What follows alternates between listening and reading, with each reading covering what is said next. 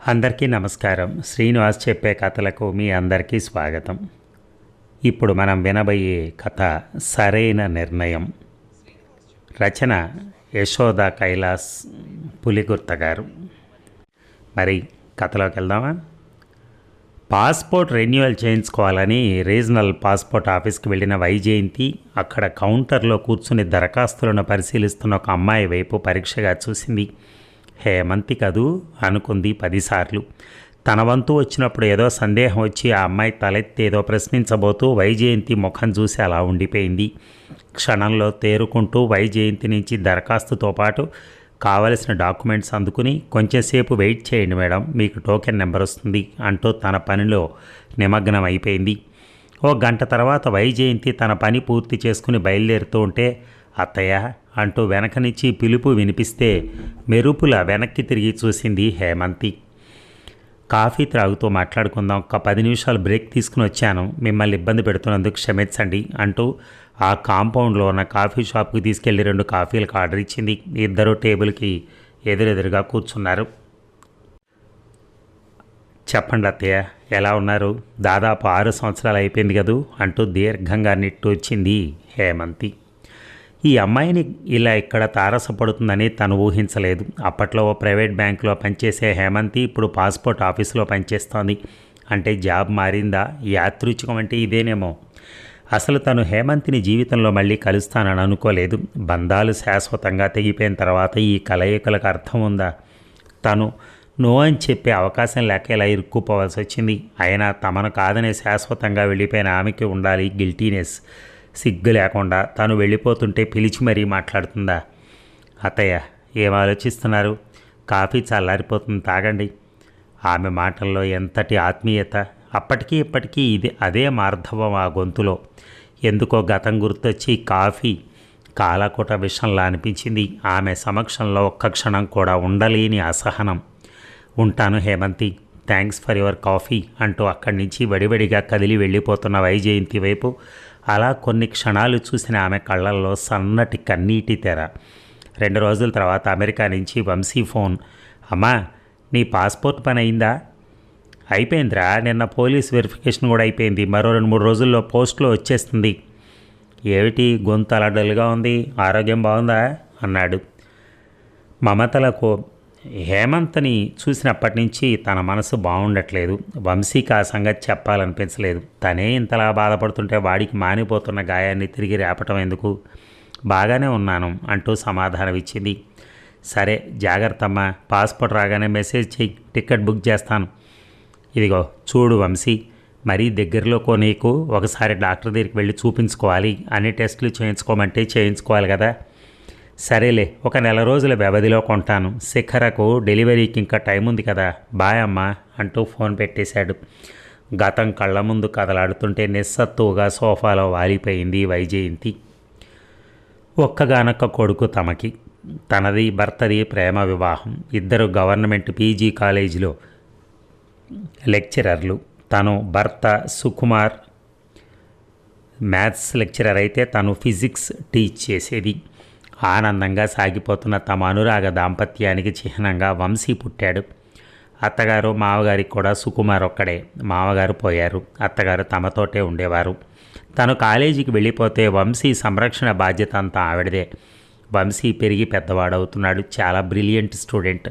ప్రతి క్లాస్లోనూ టాపర్గా వస్తున్నాడు. వాడు ఇంటర్ 2వ సంవత్సరంలో ఉండగా అత్తగారు హార్ట్అటాక్ వచ్చి పోయారు. ఇంటికి పెద్ద దిక్కు పోయారని తను చాలా బాధపడింది. తనకు అత్తగారికి మధ్య ప్రేమాభిమానాలే తప్ప ఎటువంటి మనస్పర్ధలు లేవు. అందుకే ఆమెడ లేని లోటు తనను చాలా కదిలించింది. వంశీకి ఐఐటి ఖరగ్పూర్లో సీట్ వచ్చింది. అంతవరకు తమనకొక్క క్షణం కూడా విడిచి ఉండనివాడు అంత దూరం చదువుకోవటానికి వెళ్తుంటే చాలా దిగులు పడింది. సుకుమార్ తనను మెత్తగా మందలించాడు. ఒక లెక్చరర్ అయి ఉండి కూడా అలా దిగులు పట్టడంలో అర్థం లేదు వైజు అంటూ. వాడు 3వ సంవత్సరంలో ఉండగా ఒకరోజు సుకుమార్ తీవ్రమైన తలనొప్పితో వాంతి చేసుకుంటూ కాలేజీలో స్పృహ తప్పి పడిపోయాడు. ఆగా మేఘాల మీద హాస్పిటల్కి తీసుకెళ్లారు. కానీ అప్పటికే అతని ప్రాణాలు అనంత వాయువుల్లో కలిసిపోయాయి. బ్రెయిన్ హెమరేజ్తో చనిపోయినట్టుగా డాక్టర్లు నిర్ధారించారు. వైజయంతి లోకమే చీకటైపోయినట్టు ఏడుస్తూ సొమ్మసిల్లిపోయింది.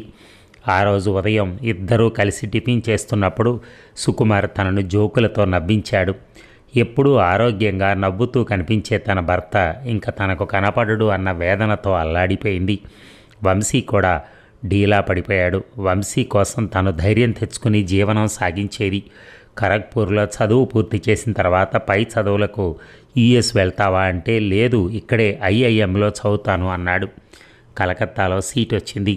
అక్కడ చదువు పూర్తవుతూనే హైదరాబాదులో ఒక పెద్ద సంస్థలో మంచి ఉద్యోగం దొరికింది. వాడి ఉన్నతని ఎదుగుదలని చూసి మురిసిపోవటానికి తన భర్త లేడు కదా అని దుఃఖించేది.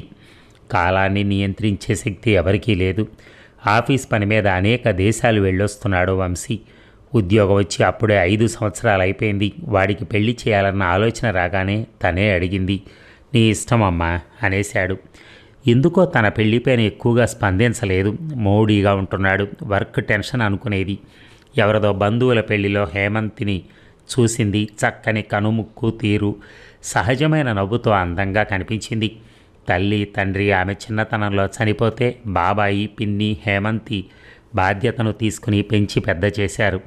ఎంకామ్ పాస్ అయ్యి ఒక ప్రైవేట్ బ్యాంకులో పనిచేస్తుంది. హేమంత్కి తండ్రి ద్వారా సంక్రమించిన ఆస్తిని బాబాయ్ జాగ్రత్తగా పరిరక్షిస్తున్నాడు. హేమంతి నచ్చిందా వంశీ అని అడిగితే మౌనంగా తల ఊపాడు. తప్పితే మరేమీ మాట్లాడలేదు. హేమంతి కొత్త కోడలుగా ఇంట అడుగుపెట్టింది. నిజంగా హేమంత ఋతువు వచ్చిందేమో అన్నట్టుగా ఇంట్లో ఒకటే సందడి. అంతవరకు నిశ్శబ్దం రాజ్యం వెళుతున్న ఆ ఇంట్లో హేమంతి రాక కొత్త వెలుగులు విరజిమ్మింది. అత్తయ్య మీరు కూర్చోండి నేను చేస్తాను అంటూ తననొక్క పని కూడా చేయనిచ్చేది కాదు. ఆ అమ్మాయికి అన్ని పనులు వచ్చు. ఎంతో ఆత్మీయంగా ప్రేమగా తనను చూసుకునేది. హేమంతి రాకతో ఆ ఇంటి స్వరూపమే మారిపోయింది. వారి పెళ్ళయి సంవత్సరం పూర్తయింది. అమెరికాలో స్థిరపడిన చెల్లెలు విశాల తనను అమెరికా రమ్మనమని వీసా అవి ఏర్పాటు చేసింది. 2-3 నెలలుండి వస్తానని వంశీకి హేమంతికి చెప్పి బయలుదేరింది. చెల్లెలి బలవంతం మీద 6 నెలలుండి తిరిగి వచ్చేసింది. వచ్చేసరికి హేమంతి ఇంట్లో లేదు. వంశీ ఇంట్లోనే ఉన్నాడు కానీ ఇల్లంతా ఏటో బోసిపోయినట్టుగా ఉంది. తను అడపాదడపా అక్కడి నుంచి హేమంతితో మాట్లాడుతూనే ఉంది. తను వస్తానని తెలిసి కూడా ఇంట్లో లేదంటే వాళ్ళ బాబాయ్ ఇంటికి వెళ్ళిందేమో అన్న అనుమానంతో వంశీని అడిగింది. హేమంతి ఇక్కడి నుంచి వెళ్ళిపోయిందమ్మా, మేమిద్దరం డైవర్స్కి అప్లై చేశాం అని చెప్పేసరికి నిశ్చేష్టురాలైంది. ఏమిటి వంశీ, డైవర్స్ ఏమిటి, నీకేం మతిగానే పోయిందా అంటూ గట్టిగా అరిచింది. నేను చెప్తున్నది నిజమేనమ్మా. తనకి నాతో కలిసి ఉండటం ఇష్టం లేదట. తన మనసులో నేను లేనట. పెళ్లికి ముందే తను వేరే ఎవరినో ప్రేమించానని చెప్పింది. డైవర్స్ తీసుకుందామని తనే అంది. 1 వారం క్రితమే ఇక్కడి నుంచి వెళ్ళిపోయింది. వంశీ చెప్తోంది వింటుంటే తన మనసు మొద్దుబారిపోయింది. అంటే హేమంతి చూపించిన ప్రేమ ఆత్మీయత అంతా నాటకమా? తనకే ఇంత బాధగా ఉంటే వంశీ ఎంత తల్లడిల్లిపోతున్నాడో. హేమంతిని కావాలని కోడలిగా తెచ్చుకుంది. కానీ తను ఇష్టం లేని పెళ్లి చేసుకుని నటించడం ఎందుకు? ఆమె బాబాయిని కలిసి హేమంతి చేసిన పనికి నిలదీద్దామనుకున్న తన ప్రయత్నాన్ని వంశీ ఆపేశాడు. అమ్మా, తనకిష్టం లేనప్పుడు, నన్ను కాదనుకున్నప్పుడు ఈ నిలదీయటాలు అవి అవసరమా? ప్రయోజనం లేనప్పుడు ఈ గొడవలన్నీ ఎందుకమ్మా అంటూ తనను ఆపేశాడు. భర్త దూరం అయినప్పుడు ఆ శూన్యతను భరించిన తను ఇప్పుడు హేమంతి వెళ్ళిపోవటంతో ఏర్పడిన శూన్యతను మాత్రం భరించలేకపోతోంది. హేమంతి బెంగళూరు వెళ్ళిపోయిందని తెలిసింది. కొన్ని నెలలిద్దరికీ విడాకులు మంజూరయ్యాయి. తను యాంత్రికంగా కాలేజీకి వెళ్ళొస్తుందే కానీ ఏమీ ఉత్సాహం ఉండటం లేదు. అప్పటికి హేమంతి వెళ్ళిపోయి సంవత్సరం దాటిపోయింది. వంశీ ఎలా తట్టుకున్నాడో కానీ మామూలుగానే వర్క్ టూర్లు అంటూ బిజీ అయిపోయాడు. వంశీని అలా వదిలేయటం భావ్యం కాదని ఒకరోజు వంశీ దగ్గర 2వ పెళ్లి ప్రస్తావన తెచ్చింది. నేనే చెబుదామనుకుంటున్నానమ్మా, నేను నా కొలీగ్ ఒక అమ్మాయిని పెళ్లి చేసుకోవాలనుకుంటున్నాను. తనకు కూడా నేనంటే ఇష్టమే అని చెప్పేసరికి తను కాదనలేదు. ఆమె మరాఠీ అమ్మాయిని, బొంబాయిలో పుట్టి పెరిగిందని చెప్పాడు. పోనీలే వాడిష్టపడ్డాడు అనుకుంటూ సింపుల్గా వాళ్ళిద్దరికి వివాహం జరిపించింది.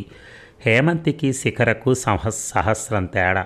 శిఖరలో అణువడువు అహంకారం, మాటల్లో గర్వంతో నికిసలాడేది. ఆమెలో హేమంతిని చూసుకుందామని ప్రయత్నించి భంగపడింది. తనతో అసలు మాట్లాడేది కాదు. ఎప్పుడైనా మరీ అవసరం అంటే ఒకటి అరా అంతే. ఏదో గెస్ట్ హౌస్లో ఉంటున్నట్టుగా ప్రవర్తించేది తప్పితే ఇది నా ఇల్లు, ఈ ఇంట్లోని వ్యక్తులు నా వాళ్ళు అనే భావం ఉండేది కాదు. పోనీలే, ఆమె తనతో ఎలా ప్రవర్తించినా పర్వాలేదు, వంశీతో బాగుంటే చాలు అని కోరుకుంది. శిఖరలో అమెరికా వెళ్ళిపోవాలన్న ఆరాటాన్ని గ్రహించింది తను. శిఖర ఎంత గట్టిగా ప్రయత్నించిందో తనకు తెలియదు, కానీ వాళ్ళు పనిచేస్తున్న కంపెనీ ఇద్దరినీ అమెరికాకు స్పాన్సర్ చేసింది. కొద్ది కాలం ఉండి వస్తామమ్మా అంటూ వంశీ తనకు నచ్చ చెప్పాడు. కొద్ది కాలం అన్నవాళ్ళు అలాగా అక్కడే ఉండిపోయారు. వాళ్ళు వెళ్ళి దాదాపు 5 సంవత్సరాలు పూర్తయ్యాయి. శిఖర కన్సీవ్ అయిందని, 8 నెలలు పూర్తయ్యాయని, డెలివరీ టైంకి రమ్మనమని వంశీ అడుగుతున్నాడు.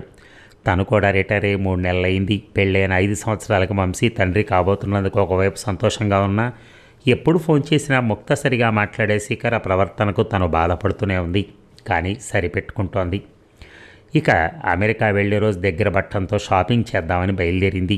ఆ రోజు ఆదివారం, దీపావళి పండగ మరో 4 రోజుల్లో ఉండటంతో షాపులన్నీ కిటకిటలాడుతున్నాయి. తనకు శిఖరకు చీరలు కొందామని చెప్పని షాపింగ్ మాల్కి వెళ్ళింది. షాపింగ్ పూర్తి చేసుకుని బయటకు వస్తున్న తరుణంలో ఎదురుగా హేమంతి, అదే చెక్కు చెదరని చిరునవ్వు. అత్తయ్య ఎలా ఉన్నారు? ఆత్మీయంగా ప్రశ్నిస్తున్న హేమంతకి జవాబు ఇవ్వాలనిపించలేదు. ఏ జ్ఞాపకాల నుంచి బయటపడాలని ప్రయత్నిస్తుందో తిరిగి తిరిగి అవే జ్ఞాపకాలు తన ఎదురుగా దోబూచులాడుతుంటే మాటలు రాని దానిలా రాయిలా నిలబడిపోయింది. నా మీద కోపంగా ఉన్నారు కదూ అంటూ ప్రశ్నించిన హేమంతితో, కోపం కాక ప్రేమ ఎలా ఉంటుంది హేమ? ఎంతో ఇష్టంగా కోరి మరీ నిన్ను కోడలుగా తెచ్చుకున్నాను. ఎంతో మురిపెంగా చూసుకున్నావు నిన్ను. కానీ నువ్వు చేసింది ఏమిటి? నువ్వు వంశీని ఇష్టపడి పెళ్లి చేసుకోలేదని నీ మనసులో మరెవరో ఉన్నారని, వాడితో సంసారం చేయలేనని చెప్పి పెళ్ళే సంవత్సరం తర్వాత గడిచిన తర్వాత వాడికి విడిచి వెళ్ళిపోయావు. నీకు ఇష్టం లేని పెళ్ళొద్దని ముందే ఎందుకు తిరస్కరించలేకపోయావు? ఎందుకు మమ్మల్ని మభ్యపెట్టావు? నేను వంశీ ఎంత బాధపడ్డావో నీకు అర్థం కాదు. అయినా ఎందుకులే ఇవన్నీ? పెళ్ళి పెటాకులు అయిపోయి 6 సంవత్సరాలు గడిచిపోయాక తలుచుకుని బాధపడితే ప్రయోజనం ఏముంటుంది? నిరసన వ్యక్తం చేస్తూ మాట్లాడుతున్న వైజయంతిని, ఒక్క క్షణం నేను చెప్పేది వింటారా అంటూ ఆపేసింది. అత్తయ్య, మీకు ఇలా గతం గురించి చెప్పాల్సిన పరిస్థితి ఎదురవుతుందని నేను ఎప్పుడు అనుకోలేదు. మీ ముఖంలో నా పట్ల కనిపిస్తున్న అసహ్యాన్ని, కోపాన్ని నేను తట్టుకోలేకపోతున్నాను. మీలో నా తల్లిని చూసుకున్నాను. తల్లి ప్రేమ అంటే ఏమిటో రుచి చూడని నాకు, హేమ తిను తల్లి అంటూ భోజనం తినిపించేవారు. నా భార్యడు జుట్టును చూస్తూ మురిసిపోతూ నాకు జడలు లేవారు. ఒకసారి నాకు జ్వరం వచ్చి మూలుగుతుంటే రాత్రంతా నా పక్కనే కూర్చుని సపర్యలు చేశారు. అటువంటి ప్రేమ శాశ్వతం అనుకున్నానే కానీ 3 నాళ్ల ముచ్చట అవుతుందని అనుకోలేదు. నేను మీ ఇంటి నుంచి వెళ్ళిపోవటం మీకు తీరని ఆవేదన కలిగించిందేమో కానీ వంశీకి కాదు. అతను నాతో వివాహానికి ముందు నుంచే తన కొలీగ్ ఒక అమ్మాయితో రిలేషన్లో ఉన్నట్ట. మనసారా ప్రేమించిన అమ్మాయిని మర్చిపోలేక నన్ను తన భార్యగా మనసా వాచా స్వీకరించలేని అతనితో నేను ఎలా కాపురం చేయాలి? అప్పటికీ అతనిలో మార్పు వస్తుందని ఏడాది పాటు ఎదురు చూశాను. కానీ మీరు అమెరికా వెళ్ళగానే అతను నాతో బిజినెస్ డీల్ మొదలెట్టాడు. నష్టపరిహారంగా డబ్బిస్తానన్నాడు. తిరస్కరించాను. విషయం తెలిస్తే మీరు విలవిల్లాడిపోతారు.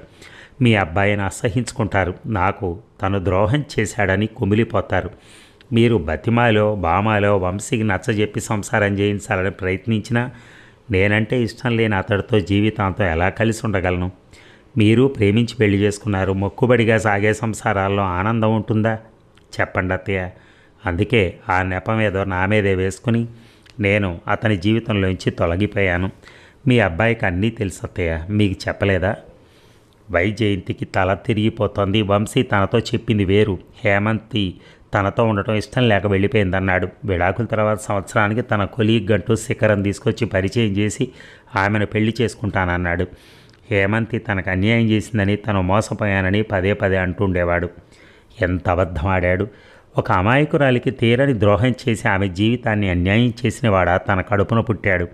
చదువు నేర్పిన సంస్కారం ఇదేనా? ఆ అమ్మాయినే చేసుకోవాలని తనేమీ వాడిని ఒత్తిడి చేయలేదు కదా.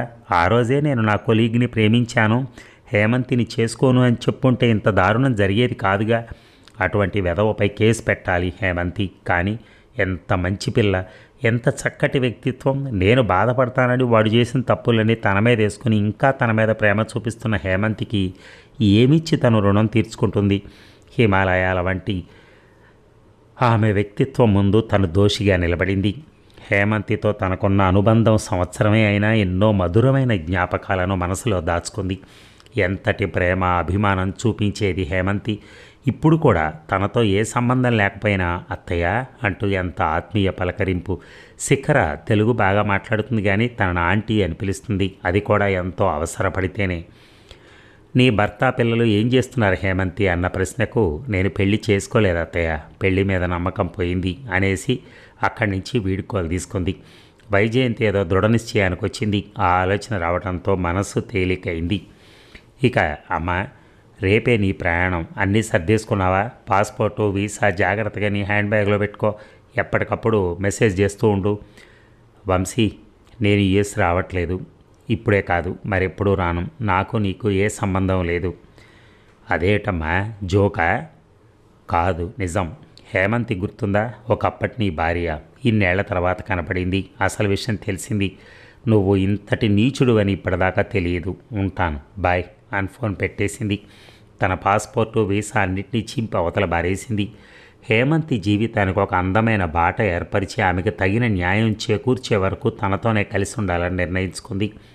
కోడలిగా దూరమైన ఆ బంగారు తల్లిని కూతురుగా ఇంటికి తెచ్చుకోవాలని హేమంతి పనిచేసే పాస్పోర్ట్ ఆఫీస్కి ఆ క్షణమే బయలుదేరింది జయంతి. అదండి కథ. చూసారా ఎంత దయనీయంగా ఉందో నిజంగా. సరే, ఏది ఏమైనా కథ సమాప్తం. మీ అందరికీ నచ్చింది అనుకుంటాను. Thank you.